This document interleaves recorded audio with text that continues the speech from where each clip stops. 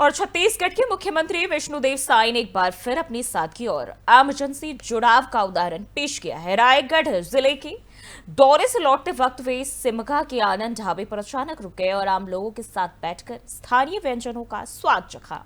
सुशासन त्योहार की व्यस्तता के बावजूद मुख्यमंत्री ने न सिर्फ भोजन किया बल्कि ढाबे पर मौजूद लोगों से बातचीत भी की। बिना किसी तामझाम के सीएम साय की सादगी वहां मौजूद लोगों के दिल को छू गई। मुख्यमंत्री ने कहा कि जनता से मिलने से उन्हें ऊर्जा मिलती है और यही आत्मीयता असली सुशासन की पहचान है। तो आपको बताते चले ये जानकारी सामने आ रही, जहां सिमगा में ढाबे पर सीएम साय दिखे और लोगों के साथ भोजन करते हुए भी नजर आए। सुशासन त्योहार के बावजूद, इतनी व्यस्तता के बावजूद लोगों से मिले।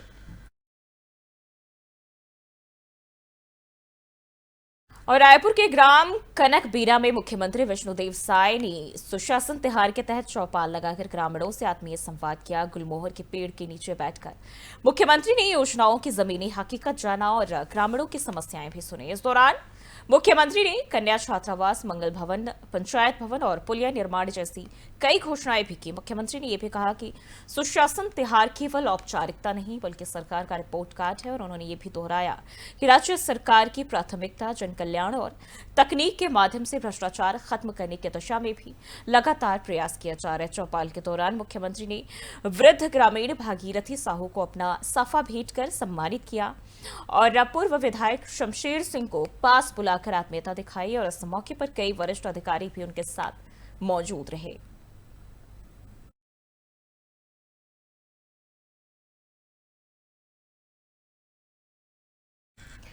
जातिगत जनगणना को लेकर छत्तीसगढ़ के पूर्व मुख्यमंत्री और कांग्रेस नेता भूपेश बघेल ने राज्य सरकार पर निशाना साधा और उन्होंने कहा कि जातिगत जनगणना की मांग सबसे पहले राहुल गांधी ने उठाई थी और अब जब प्रदेश में माहौल बना तो सरकार ने इसकी घोषणा कर दी, लेकिन ना इसके लिए बजट दिया गया और ना ही कोई ठोस कदम उठाया गया है। भूपेश बघेल ने इसे लोकसभा में महिला आरक्षण बिल की तरह बताया, जो पारित तो हुआ लेकिन लागू नहीं किया गया। उन्होंने साफ कहा कि इसे लेकर लगातार दबाव बनाना पड़ेगा। ये सबसे पहली बात तो ये है कि आवाज बुलंद राहुल गांधी ने किया था और तब भारतीय जनता पार्टी बहुत सारी टिप्पणियां करते थे उनके खिलाफ और अब जब पूरे देश में माहौल बना तो सरकार ने घोषणा कर दी। केवल कैबिनेट में हुआ है, न इसके लिए कोई बजट है न आगे कदम बढ़ा रही है, क्योंकि एक दिन घोषणा कर दी उसके बाद खाली बैठे हैं। ये उसी प्रकार से जैसे लोकसभा में महिला आरक्षण बिल पारित हो गया लेकिन लागू नहीं कर रहा है। और छत्तीसगढ़ में स्कूली शिक्षा को लेकर राज्य सरकार ने एक अहम कदम उठाया है। मुख्यमंत्री विष्णुदेव साय ने रायगढ़ में सुशासन त्योहार के दौरान प्रेस कॉन्फ्रेंस में स्पष्ट किया कि राज्य में शिक्षा की गुणवत्ता सुधारने के लिए युक्तिकरण की प्रक्रिया अपनाई गई और इसके तहत एक ही परिसर में चल रहे कई स्कूलों को मिलाकर संसाधन का बेहतर इस्तेमाल किया जा रहा है। शिक्षक विहीन और एकल शिक्षकीय स्कूलों में अब अति शेष शिक्षकों की तैनाती की जाएगी। मुख्यमंत्री ने भी कहा कि शिक्षकों की भर्ती पर कोई रोक नहीं है। इसके साथ ही वित्त विभाग को भर्ती का प्रस्ताव भी भेजा गया और स्वीकृति मिलते ही नए शिक्षकों की भर्ती की जाएगी। इस निर्णय से छात्रों को नजदीकी स्कूल में बेहतर शिक्षा मिल सकेगी और पूरे प्रदेश में शिक्षक असंतुलन जो है वो दूर होगा। सरकार का यह फैसला राष्ट्रीय शिक्षा नीति और शिक्षा का अधिकार अधिनियम के अनुरूप है, जिससे स्कूली शिक्षा व्यवस्था को मजबूत आधार मिलेगा। देखिए, जो युक्तियुक्तकरण है ये छात्रों के हित में है। अब आप देखिए कि पिछले समय ऐसा ट्रांसफर हुआ पिछली सरकार में कि 300 स्कूल शिक्षक विहीन है, 5000 स्कूल एक शिक्षकीय है और बहुत सारे मैदानी क्षेत्र के स्कूल हैं जहां स्टूडेंट से टीचर ज़्यादा हैं। समझ रहे हैं, स्टूडेंट से टीचर ज़्यादा हैं, तो इसको हम लोग बैलेंस कर रहे हैं और कहीं कहीं एक ही परिसर में। देखिए, जो युक्तियुक्तकरण है ये छात्रों के हित में है।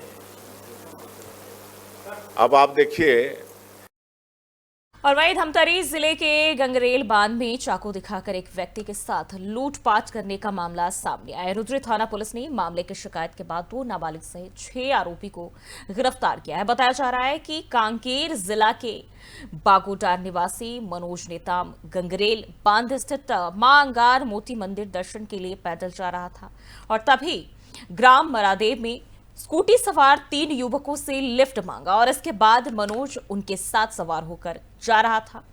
वहीं रास्ते में आरोपियों के 3 दोस्त पहले से ही खड़े थे, जो मनोज को गंगरेल में गार्डन के नीचे की तरफ ले गया और आरोपियों ने उसके गले में चाकू रखकर डराने धमकाने की कोशिश की और इसके बाद आरोपियों ने उसके जेब में रखे करीब 800 रुपए भी लूट लिए और इसके साथ ही मनोज के चिल्लाने पर आरोपियों ने उसके ऊपर चाकू से हमला कर वहां से फरार हो गया। इसके बाद मनोज थाना आकर रिपोर्ट दर्ज कराया और रिपोर्ट पर पुलिस ने आरोपियों की तलाश कर सभी को गिरफ्तार कर लिया है। पुलिस का कहना है कि सभी आरोपी धमतरी शहर के रहने वाले हैं। फिलहाल पुलिस आरोपियों को गिरफ्तार कर जो है वो आगे की कार्रवाई में जुट गई है। थाना रुद्री के अंतर्गत कल प्रार्थी मनोज मरकाम के द्वारा एक रिपोर्ट लिखवाया गया कि वो जब मंगार मूर्ति दर्शन करने जा रहा था, रास्ते में उसने एक बाइक वाले से लिफ्ट ली थी। बाइक वाले ने रास्ते में गाड़ी रोककर उससे पैसे की लूट की तथा चाकू उसके ऊपर चाकू भी चलाई थी, जिस पर थाना रुद्री में हमने अपराध कायम कर सभी आरोपी को गिरफ्तार कर लिए हैं। इसमें से 2 जो आरोपी हैं वो विधि से संघर्षरत बालक हैं। टोटल 6 आरोपी हैं, 4 बालिग हैं और 2 विधि से संघर्षरत बालक हैं। सर, आरोपी कहाँ के रहने वाले हैं? आरोपी सभी यही धमतरी के रहने वाले हैं। इसमें क्या करने की? और वहीं बढ़ते आगे, बलरामपुर जिले में परिवहन और यातायात विभाग की ओर से सघन जांच अभियान चलाया गया और इस अभियान के तहत 653 से अधिक वाहन चालकों पर मोटर व्हीकल एक्ट के तहत कार्रवाई की गई। इनमें से 80 चालकों के लाइसेंस भी निरस्त किए गए हैं। सभी चालकों को न्यायालय में पेश किया गया, जहां कोर्ट ने हर चालक पर 10-10 हजार रुपए का जुर्माना लगाया। यातायात प्रभारी विमलेश देवांगन ने वाहन चालकों से नियमों के पालन की अपील की है और बताया कि आगे भी ऐसे अभियान जारी रहेंगे। जी, पुलिस अधीक्षक महोदय के निर्देशानुसार हम लोगों ने यातायात को सुदृढ़ बनाने के लिए और जो लापरवाही पूर्वक वाहन चला रहे हैं, शराब का सेवन कर वाहन चला रहे हैं, उस पर प्रभावी कार्रवाई करने के लिए जनवरी 2025 से लेकर के 26 मई 2025 के मध्य में, ये 5 महीनों के भीतर में हमने लगभग 650 से अधिक शराब का सेवन कर वाहन चलाने के ऊपर कार्रवाई किया है। उसी प्रकार ओवरलोड, ओवर स्पीडिंग और खतरनाक तरीके से वाहन चलानों पर भी कार्रवाई किया है और साथ ही साथ ड्राइविंग लाइसेंस जब्त कर निलंबन के लिए आरटीओ कार्यालय भेजा गया, जिसमें अभी तक 80 ड्राइविंग लाइसेंस जो है आरटीओ के द्वारा निलंबित किया गया है। आगे इसी प्रकार से कार्रवाई लगातार जारी रहेगी और हम आम नागरिकों से अपील करते हैं कि यातायात नियमों का पालन करें, शराब का सेवन कर वाहन ना चलाएं। लाइसेंस यदि जब्त हो जाती है और उसके बावजूद भी यदि वह वाहन चलाते हैं तो उस पर पुलिस अधीक्षक महोदय के निर्देशानुसार हम लोगों ने यातायात को सुदृढ़ बनाने के लिए और जो लापरवाही पूर्वक वाहन चला रहे हैं, शराब का सेवन कर वाहन चला रहे हैं। बढ़ते हैं आगे, मध्य प्रदेश से खबर सामने आ रही, जहां कांग्रेस अध्यक्ष जीतू पटवारी ने केंद्रीय मंत्री धर्मेंद्र प्रधान के ट्वीट पर तीखा पलटवार किया। जबलपुर में उन्होंने कहा कि राहुल गांधी ने जाति जनगणना का विजन देश के सामने रखा, जिसे बीजेपी ने पहले मजाक बनाया और अब उसी को मान भी लिया। पटवारी ने कहा कि राहुल गांधी न्याय और सामाजिक बदलाव की बात करते हैं और पीएम मोदी को जरूरी सुधारों के लिए जो है आगाह भी करते हैं और उन्होंने बीजेपी पर झूठ को गहना बनाने का आरोप भी लगाया है।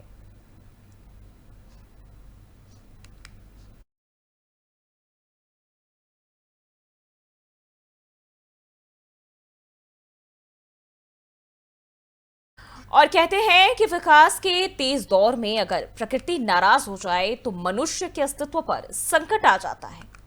इस बात के लक्षण हमें आज भारत में साफ दिखाई दे रहा है। कभी किसी क्षेत्र में बारिश ना होना और सूखे की स्थिति बनाना, तो कहीं इतनी अधिक बारिश की जनजीवन प्रभावित हो जाए। ये सब प्रकृति की असंतुष्टि के संकेत है और इस साल मानसून ने देश में पहले ही अपनी दस्तक दे दी, जिसके कारण देश के कई हिस्सों में लगातार बारिश हो रही है और इससे लोगों की दिनचर्या पूरी तरह से प्रभावित भी हो रही है। भारत में यह जो है असामान्य मानसून पैटर्न ग्लोबल वार्मिंग और पर्यावरणीय बदलावों का परिणाम हो सकता है। बढ़ती प्रदूषण, वनों की कटाई और जल स्रोतों का अंधाधुंध दोहन भी मौसम में अप्रत्याशित बदलावों का कारण बन रहे हैं। और ये केवल प्राकृतिक आपदाओं का संकेत नहीं, बल्कि हमारी जीवन शैली में सुधार की जरूरत भी जताता है। तो चलिए जानते हैं मॉनसून के पहले आने के पीछे का कारण आखिर क्या है इस रिपोर्ट के जरिए। भारत में इस साल मानसून की शुरुआत समय से पहले ही हो गई है। देश के कई राज्यों में तो पहले से ही बारिश हो रही है। दिल्ली एनसीआर में लगातार नौतपा बेअसर रहा है और इसके अलावा मौसम विभाग यानी आईएमडी ने देश के कई हिस्सों में आंधी, तूफान, तेज हवाओं और भारी बारिश का अलर्ट जारी किया है। वहीं केरल और महाराष्ट्र में तो मानसून ने पहले ही दस्तक दे दी है। आपको बता दें कि हर साल देश में मानसून 1 जून या उसके बाद से शुरू होता था, लेकिन इस बार पहले ही मानसून की शुरुआत हो चुकी है। समय से पहले मानसून आने का कारण। देश में समय से पहले मानसून के आने के पीछे कई मौसम और जलवायु कारक जिम्मेदार होती हैं। इनमें समुद्री सतह का तापमान एक महत्वपूर्ण भूमिका निभाता है, क्योंकि गर्म समुद्री पानी से वाष्प का उत्सर्जन बढ़ता है, जिससे मानसून सक्रिय होता है। मौसमी हवाओं का व्यवहार भी मानसून की दिशा और गति को प्रभावित करता है। मैडेन जूलियन ऑसिलेशन (MJO) जैसे कारक जो वायुमंडल में हवा के दबाव में उतार चढ़ाव को बताता है, मानसून की तीव्रता और समय को नियंत्रित करते हैं। इसके अलावा एल नीनो और ला नीना जैसे प्रभाव भी मानसून की गति पर प्रभाव डालते हैं। वायुमंडलीय दबाव में बदलाव जैसे उष्णकटिबंधीय क्षेत्र में उच्च या निम्न दबाव मानसून को तेज या धीमा कर सकते हैं। इसके साथ ही जलवायु परिवर्तन के कारण तापमान और हवाओं के पैटर्न में बदलाव हो रहे हैं, जो मानसून के असामान्य व्यवहार का कारण बन रहे हैं। ये सभी कारक मिलकर मानसून के समय से पहले या विलंब से आने में भूमिका निभाते हैं। इसलिए मौसम विभाग लगातार इन प्रणालियों पर नजर रखता है। समुद्री सतह का तापमान। आपको बता दें कि जब अरब सागर और बंगाल की खाड़ी में समुद्री सतह का तापमान नॉर्मल से ज्यादा हो जाता है, तब ऐसे में हवा का बहाव स्थल की ओर होता है और मानसून जल्दी शुरू हो जाता है, क्योंकि समुद्री सतह का तापमान हवाओं में नमी को बढ़ाता है, जिससे मानसून के लिए अनुकूल स्थिति बनती है। मौसमी हवाओं का व्यवहार। मानसून की ज्यादातर निर्भरता दक्षिण पश्चिमी हवाओं पर होती है, इसलिए जब भी जेट स्ट्रीम या फिर दूसरी वैश्विक हवाएं समय से पहले दक्षिण की तरफ खिसकती हैं, तो मानसून की शुरुआत जल्दी हो जाती है। वायुमंडलीय दबाव में बदलाव। जब भारतीय उपमहाद्वीप पर हवाओं का दबाव कम हो जाता है, तो हवाओं का बहाव समुद्र से स्थल की तरफ होने लगता है। इससे मानसून की शुरुआत पहले ही हो जाती है। जलवायु परिवर्तन। धरती पर तेजी से बढ़ रहे ग्लोबल वार्मिंग के कारण मौसम के पैटर्न में बदलाव हो रहा है, जिससे तापमान में बढ़ोतरी और बारिश के पैटर्न प्रभावित हो रहे हैं। इससे भी समय से पहले मानसून आ सकता है। क्यों नहीं तप रहा नौतपा मरता है और इससे गर्मी की संभावना बढ़ जाती है और अत्यधिक गर्मी के कारण पृथ्वी पर हवा का दबाव कम हो जाता है और हवाएं ऊपर की तरफ चलने लगती हैं। उसे भरने के लिए समुद्री हवाएं भारत में प्रवेश करती हैं और वर्षा करती हैं, लेकिन इस बार समय से पहले समुद्री हलचल के कारण समुद्री हवाओं को बहाव भारत की ओर पहले हो गया, जिसके कारण नौतपा का असर नहीं दिख रहा है। वैज्ञानिकों ने बताई ये वजह। मौसम वैज्ञानिकों के मुताबिक भारत में नौतपा के बेअसर होने का मुख्य कारण अरब सागर और बंगाल की खाड़ी में नमी का बढ़ना है। इसी दौरान समुद्र का टेम्परेचर सामान्य से अधिक रहा, जिसके कारण मानसूनी हवाएं तेजी से सक्रिय हो गईं। फिर पश्चिमी हवाएं चली और चक्रवाती हलचलों ने भी मानसून को बढ़ने में मदद की। इसके अलावा दुनिया भर में होने वाला जलवायु परिवर्तन भी मौसम के इस पैटर्न में बदलाव का एक बड़ा कारण बन रहा है। जलवायु परिवर्तन के चलते समुद्री और वायुमंडलीय परिस्थितियों में जो बदलाव आ रहे हैं, उनका सीधा असर मानसून पर देखने को मिल रहा है। इस बार जल्दी शुरुआत इसी का उदाहरण है। तो आपने देखा कि कैसे समुद्र का तापमान, वायुमंडलीय दबाव और हवाओं की दिशा मानसून के समय को तय करते हैं। लेकिन इसका मतलब यह भी है कि अगर हम प्रकृति के साथ सामंजस्य नहीं बनाएंगे तो ऐसे बदलाव और अधिक खतरनाक हो सकते हैं। पर्यावरण की रक्षा करना अब सिर्फ जिम्मेदारी नहीं, जरूरत बन गया है। प्रकृति की चेतावनी समझिए और समय रहते। भारत में इस साल मानसून और दुनिया में आज कोई भी बिना स्वार्थ किसी का साथ नहीं देता और यही हाल अंतर्राष्ट्रीय वित्तीय संस्थाओं का भी है। IMF यानी अंतर्राष्ट्रीय मुद्रा कोष अक्सर देशों की अर्थव्यवस्था सुधारने के नाम पर उन्हें लोन देता है, लेकिन इसके बदले में कठोर शर्तें भी लागू करता है। पाकिस्तान को मिला IMF का लोन भी इसी नीति का एक हिस्सा है। जब भारत और पाकिस्तान के बीच तनाव चरम पर था, तब IMF के द्वारा पाकिस्तान को लोन देने पर भारत में लोगों ने विदेश नीति पर सवाल उठाए। कई लोगों ने यह भी पूछा कि क्या भारत ने इसका विरोध नहीं किया। दरअसल IMF किसी भी देश को लोन अपनी शर्तों पर देता है और ये शर्तें इतनी कठोर होती हैं कि देश की आर्थिक संप्रभुता तक इससे प्रभावित हो जाती है। पाकिस्तान को हाल ही में IMF से लोन मिला, लेकिन इसके बदले में IMF ने 11 कड़ी शर्तें लागू की और इन शर्तों का असर सीधी आम जनता पर पड़ता है। ये साफ है कि IMF का मकसद सिर्फ मदद नहीं बल्कि रणनीतिक और आर्थिक हितों की पूर्ति भी होता है। और ऐसी ही सच्चाइयों को जानने के लिए देखिए हमारे खास रिपोर्ट।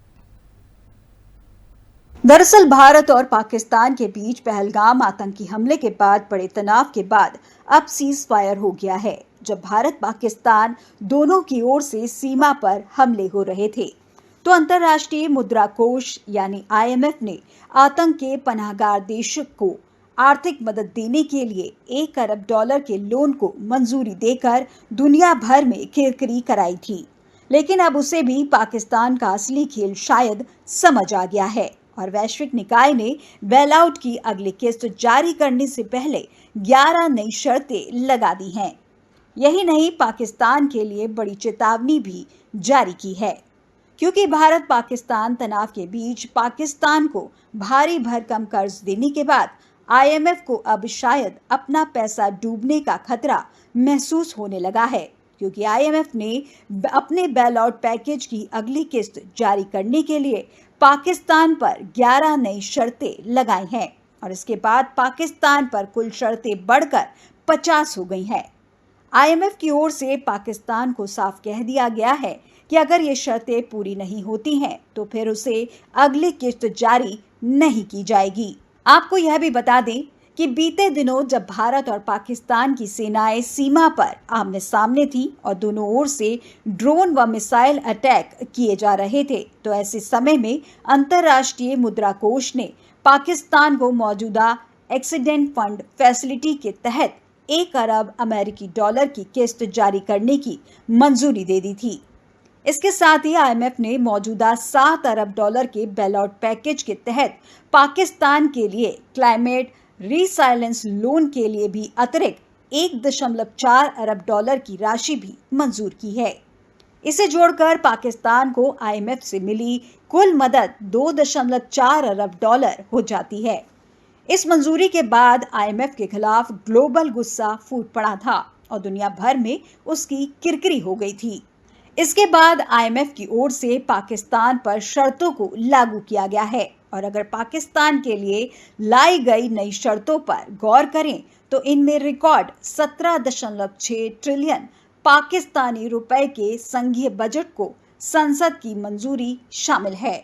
वहीं बिजली बिलों पर हाई सरचार्ज लगाए जाने की शर्त भी रखी गई है। इसके अलावा जो पाकिस्तान के आयात नियमों के तहत केवल 3 साल तक पुरानी कारों के आयात की अनुमति है, अभी के समय में इसे 5 साल करना शामिल है। इसके अतिरिक्त सरकार को 2035 तक स्पेशल टेक जोन और इंडस्ट्रियल पार्कों के लिए प्रोत्साहनों को क्रम दर क्रम तरीके से समाप्त करने के लिए एक रोड मैप तैयार करना होगा और इसकी रिपोर्ट साल के अंत तक पेश की जानी है। वहीं एनर्जी सेक्टर में प्रमुख शर्तें की बात करें, 1 जुलाई 2025 तक वार्षिक बिजली शुल्क पुनर्निर्धारण की अधिसूचना जारी करना होगा पाकिस्तान को। साथ ही 15 फरवरी 2026 तक अर्धवार्षिक गैस टैरिफ को समायोजन करना शामिल है। वहीं मई के अंत तक कैप्टिव पावर लेवी अध्यादेश को लागू करने के लिए स्थायी कानून लाने को कहा गया है और जून के अंत तक डेब्ट सर्विस सरचार्ज यानी कि मूल कीमत या शुल्क के ऊपर लगाया जाने वाला कर, इस पर 3.21 रुपए प्रति यूनिट की लिमिट हटाने को कहा गया है पाकिस्तान से। वहीं आईएमएफ की रिपोर्ट के मुताबिक पाकिस्तान का आने वाला रक्षा बजट 2,414 अरब रुपए अनुमानित है, जो कि पिछले वर्ष की तुलना में 12% ज्यादा है। लेकिन हाल ही में शहबाज शरीफ सरकार ने इस महीने की शुरुआत में 2500 अरब रुपए यानी 18% वृद्धि करने का मन बनाया है, जो आईएमएफ के राजकोषीय संतुलन लक्ष्य के विपरीत है। अंतर्राष्ट्रीय मुद्रा कोष ने संसद को जून 2025 तक आईएमएफ लक्ष्यों के अनुरूप 2026 का बजट पारित करने के लिए कहा गया है। आईएमएफ के द्वारा पाकिस्तान को 11 नई शर्तें लागू करने के साथ ही स्पष्ट रूप से चेतावनी भी जारी की गई है। इसमें कहा गया है कि भारत और पाकिस्तान के बीच तनाव अगर जारी रहता है या फिर और अधिक बढ़ता है तो इसका असर सीधे तौर पर राजकोष पर पड़ेगा। आईएमएफ की चेतावनी पहलगाम आतंकी हमले के बाद भारत के ऑपरेशन सिंदूर को ध्यान में रखकर आई है। बता दें कि पहलगाम हमले में 26 पर्यटकों की मौत के बाद भारत ने जवाबी कार्रवाई करते हुए इस ऑपरेशन के तहत एयर स्ट्राइक करते हुए हमला किया था और इसमें 100 से ज्यादा आतंकियों के मारे जाने की बात सामने आई थी। इसके बाद बीते 10 मई को भारत और पाकिस्तान में युद्ध विराम पर सहमति बनी थी। तो साफ है कि आईएमएफ केवल आर्थिक मदद नहीं देता, वह अपनी शर्तों के जरिए देशों की नीतियों पर नियंत्रण भी चाहता है। पाकिस्तान का ताजा उदाहरण दिखाता है कि कैसे कर्ज की आड़ में उसकी आर्थिक संप्रभुता आईएमएफ के शिकंजे में आ गई है। यह रिपोर्ट बताती है कि वैश्विक संस्थाओं का असली मकसद मदद नहीं बल्कि अपने हितों की रक्षा और प्रभाव विस्तार होता है। पाकिस्तान अब आईएमएफ की शर्तों के दबाव में है और आने वाले दिनों में यह दबाव और भी। दरअसल भारत और पाकिस्तान के बीच पहलगाम आतंकी हमले के बाद बड़े तनाव के बाद अब सीज फायर हो गया है, जब भारत पाकिस्तान दोनों की।